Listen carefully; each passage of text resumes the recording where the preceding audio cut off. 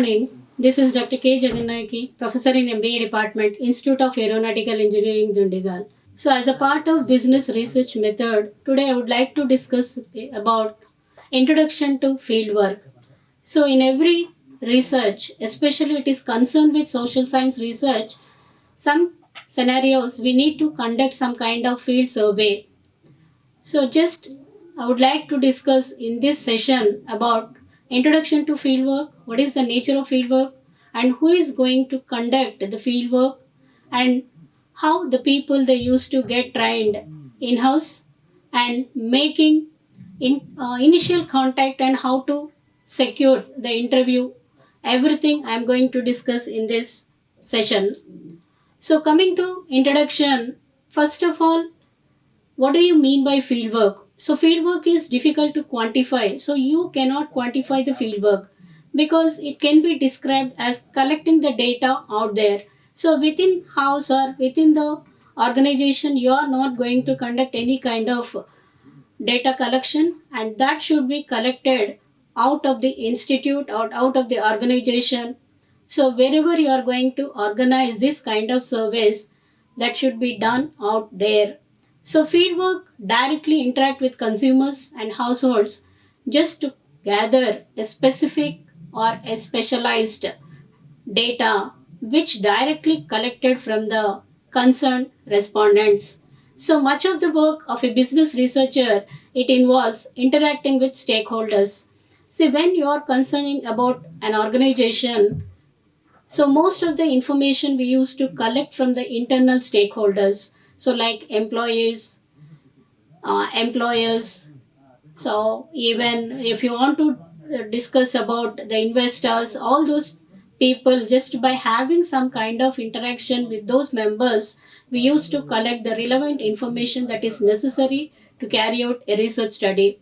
So conduct data collections with potential clients or customers outside of the firm, and sometimes we need to forecast different kinds of things in the organization, especially it is related to business organizations. So they need to conduct a lot of studies related to consumer satisfaction. So whether they have to go with new type of product development kind of thing. So the companies they are going to conduct this kind of field surveys. So the work which is going to carry out of the organization and directly interacting with the respondents, that work as you are going to work in the field, it is known as field work.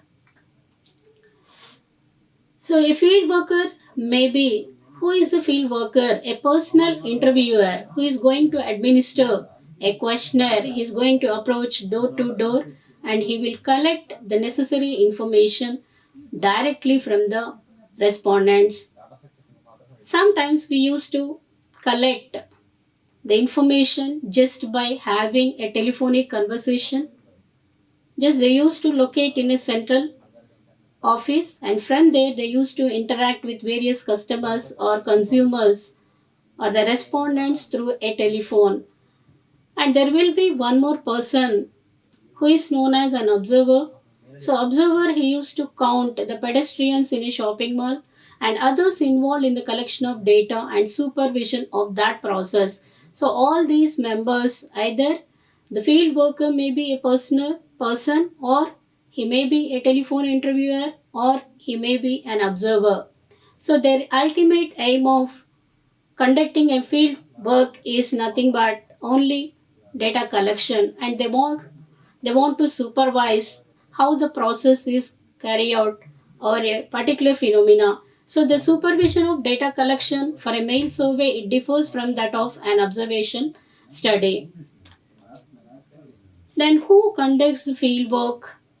So the actual data collection process, it carried out by the person who designed the research. It means the ultimate researcher who is planning to carry out a research study with a aim to know the consumer satisfaction, for example.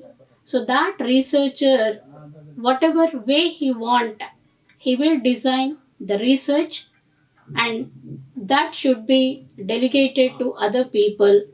So the data collecting stage is crucial, and because the research data collected in the field, it is not that much easy to carry out a field work. The researcher or director, you can say, he must collect capable people and trust them to gather the data. Just like that, they're not going to delegate the work to the people. So first of all, they used to analyze the capability of an individual field worker, whether they can capable enough to collect and interact with the people, and there should not be any kind of personal bias or any other manipulations that might be done by the concerned people. It means that they need to have trust on them. Then only he used to allocate the particular work related to the research to other people. The aim of business research is highly educated and trained individuals. What they used to do, they used to design the research when typical surveys are conducted. Whenever you are planning to gather the data, and they need to provide some kind of initial training, or else they might have some sort of experience in the relevant field, then only it is possible what to collect, how to collect, and from whom to collect the relevant data from various sectors or various people. So much fieldwork it is conducted by research suppliers. So there will be a specialized people on behalf of the organization. These people they used to collect information from the field. So when a second party is subcontracted, so the job of the study designer of the parental firm is not only hire a research supplier.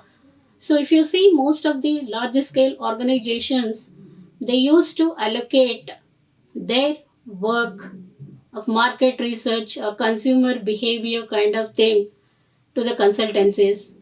So these people are known as secondary party, and on behalf of the organization, they will collect information, they will organize the data, they're going to analyze by using appropriate statistical tools, and finally they used to submit a report to the parent firm. So that's how they used to build supervisory controls over the field surveys. So, in some cases, a third party firm is employed. For example, a company may not have a research firm, that in turn, what they used to do, they will give to some other contractors who are known as subcontracts the field work to field interviewing service. So, that should be done on behalf of the parent firm if they do not possess any kind of research and development activities in their firm. Whether the research administrator hires in-house interviewer or they may select a field interviewing service, field workers should ideally meet certain job requirements. So whenever they need some kind of field workers, they will organize an interview, and basing on that they used to select and recruit the people only for a specific purpose. So the job requirements for different ways of surveys they may vary from one type of research study to another type. So normally interviewers should be healthy, outgoing, and of pleasing appearance, that is well groomed and well tailored. See, whenever you are going to interact with the people, we need to interact politely with a pleasing personality so that the other people they are ready to provide any sort of information just by looking at your physical appearance, how you are going to interact with the people. So survey interviewers are generally are paid hourly rates or per interview phase. So after getting their services, the firm they are going to pay some kind of remuneration. It may be on hourly basis or it may be on the basis of the interview fee. So most of the cases, the interviewers they used to seek help from those field workers they considered as part-time workers from a variety of backgrounds. So you cannot say that to whomever you are going to select for the field work, they belongs to the same background. So we may have different types of backgrounds. And homemakers, even graduate students, school teachers and others, these are all the target group of people, and sometimes they also play the role of field workers. So through them also we can collect the data. So some research projects, they require special knowledge or special type of skills, and they should have familiarity with the topic to whom they are going to conduct a research study. Then coming to in-house training for inexperienced interviewers. See, if already people will have experience, so for them need not to provide any kind of inputs. But when you are selecting or appointing inexperienced interviewers, so before going to send them to the field, we need to train them. So after the personnel are recruited and selected, they must be trained. So initial training should be given. A training session is provided with common information. So whatever information they are going to provide, it should be common to all the participants. Almost always trainees will receive a briefing session on the particular project. So initially what they used to do, they will provide the common information about the particular project, what exactly the project, so what type of data we have to collect, and who will be our target group of people to whom we are seeking information related to the concerned project. So that kind of briefing session should be provided by the trainers. The objective of training is to ensure that the data collection instrument will be administered in a uniform fashion by all field workers. So there will be certain instruments they have to use, like if they are planning to collect just by developing a structured questionnaire, that should be common to all the trainers. There should not be any deviations in the objective of training, and they always used to maintain uniformity in the field workers. The goal of training session is to ensure that each respondent is provided with common information. So there is no disparities, there is no misleading of information, and the organizations, they used to maintain full transparency and 100% disclosure whenever they are going to provide the common information. So if the data are collected a uniform manner from all respondents, the training session will have succeeded. So it depends. So what information you need to collect, only we have to collect that relevant information. Rest of the things we need to omit there itself. More extensive training programs are likely to cover the following topics. The first one is that how to make initial contact with the respondent and secure the interview. So before going to start any kind of interview, first of all we need to provide the interviewee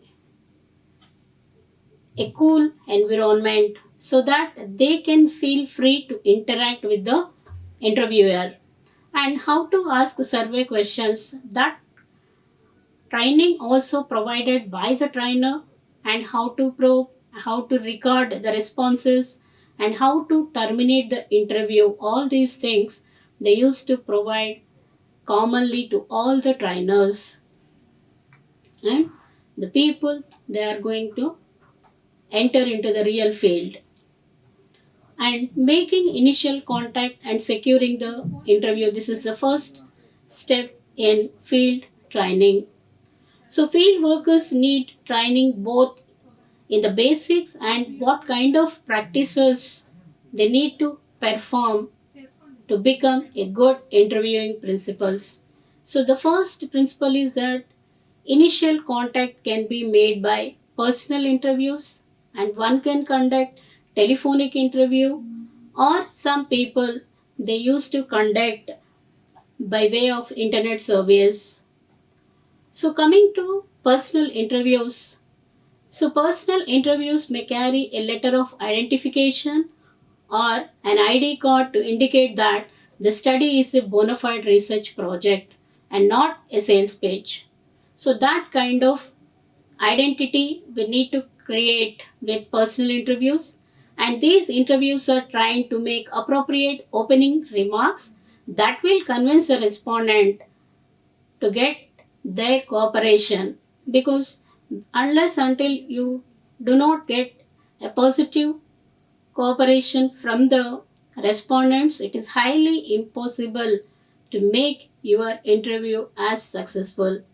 For example, if you are going to interact personally with the respondent, so we have to start our conversation. If you look at this example, if it is afternoon, how would you like to interact? Good afternoon, my name is so and so. So I am with from the company, whatever you are representing, an international research company, and we are conducting a survey concerning about the specific topic. I would like to get a few of your ideas.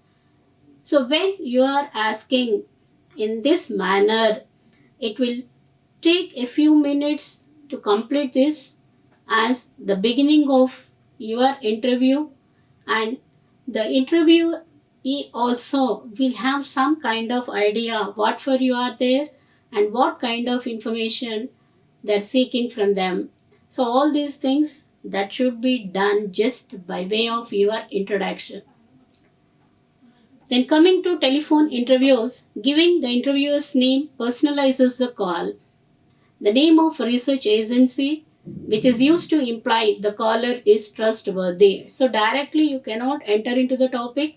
Initially, we should interact with the interviewee just by providing where you are from and you belongs to which research agency, so that the people will have some kind of trust on you. As a result, they will open up and you can collect the accurate information, and even your time will not be wasted at the time of participation of the interview.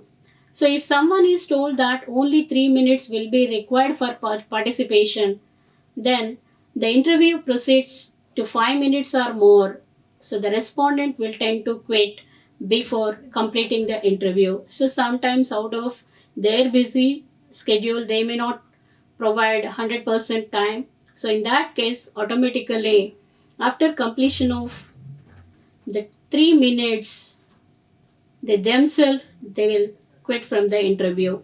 So providing an accurate estimate of the time not only helps gain cooperation, but it is also ethically correct thing to do, because we should not waste their valuable time.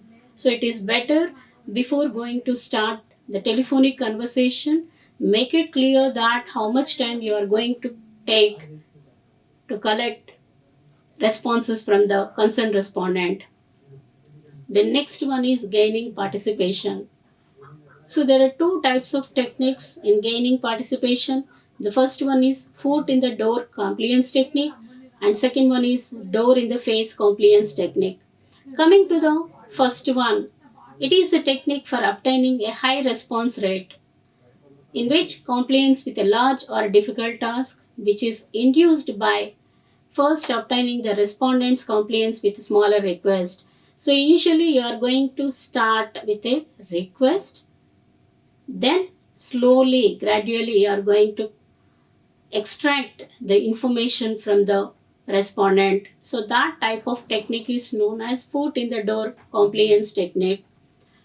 And second case is that door in the face compliance technique, where it is a two-step process for securing a high response rate. So in step 1, as you are going to put an initial request so large that nearly everyone refuses it, is made. Next, second request is made for a smaller favor. Then respondents are expected to comply with this more reasonable request. So as a result, what they used to do, they will accept your request. Then coming to fieldwork management. So managers of field operations, what is their role? What they exactly they used to do means they will select, train, supervise and control field workers. So here initially we used to discuss about briefing session for experienced interviews. So both experienced and inexperienced field workers must be briefed in the background of the sponsoring organization. They used to have some knowledge about what type of sampling techniques they are going to adapt and how to ask questions to the respondents and call back procedures in case of if they missed the respondent through telephonic conversation and other matters specific to the particular projects. So on these points they used to brief to both experienced and inexperienced field workers. That's how they used to train the people. And training to avoid procedural errors in sample selection. So most of the cases, if you observe some of the research studies, people may select a wrong sample. So selection of a wrong sample that leads to some procedural errors. Instead of selecting one type of sampling procedure, if you are going to select other type, it leads to an error. So whatever result or output you are expecting from the research, you may not deal with the same type of validity and reliability with the research study. So the briefing session also covers the sampling procedure, a number of research projects that allow interviewers to be at least partially responsible for selecting the sample. So first of all, we need to allow the interviewer, because they are also part of the research project. So just discuss with all the people who directly involved in the specific project what type of sample we need to select and what is the best sample technique to be used in the selection of a sample from a large volume of data or population. So these sampling methods offer the potential for selection bias. So sample wrong selection of a sample by using a wrong sampling method, that comes under selection bias. Then supervision of field workers, supervision of interviewers like other forms of supervision. It refers to controlling the efforts of workers. So there should be someone who look after the field worker, because whether they are properly conducting the field survey or not. So now and then we need to control the efforts of workers if they are using some kind of wastage of time and unnecessary questions they are posing. That may not be a correct way of extracting information from the respondents. So those areas, the field supervisor, they used to control the workers now and then. So field supervision of interviewers requires checking to see that field procedures are being properly followed. So whatever procedures they have given, whatever guidelines provided by the parent firm, whether they are following properly or not. If in case of any discrepancies or deviations, immediately the supervisor has to check the field operations so that he can make ensure the interviewers also to be followed the schedule that is already set by the firm. So supervisors, they collect the questionnaires and other instruments daily and edit them, and so that they can get complete ambiguity and legibility. So if problems arise, immediately they have to approach the concerned supervisor and he make clear everything and also he used to provide the necessary training to the field workers in case of any difficulty while interacting with the respondents. Then careful supervision of field workers also necessary. So these supervisors they will gather and edit questionnaires each day, and that is the responsibility of the supervisor because they used to get different types of opinions from the respondents, so immediately they have to update and accordingly they have to edit the questionnaire. So they check to see the field procedures are being properly followed and the interviews are on schedule. And they used to ensure that the correct sampling units are being used so that they may avoid sampling errors. And finally, the supervisor will also check whether the interviewer they are cheating or they used to verify the portions of interviews by re-interviewing. So already this interviewer he might have interviewed a person. Again, the supervisor will cross-check whether the interview has done properly as per the schedule or not. A certain percentage of each field workers respondents. So if the supervisor allocate some 10 to 15 interviewees, so out of the 10 to 15 at least they used to pick randomly some of the people and they will re-interview. So that's how they used to supervise. Thank you. Like, share and subscribe. Hit the bell icon for more updates.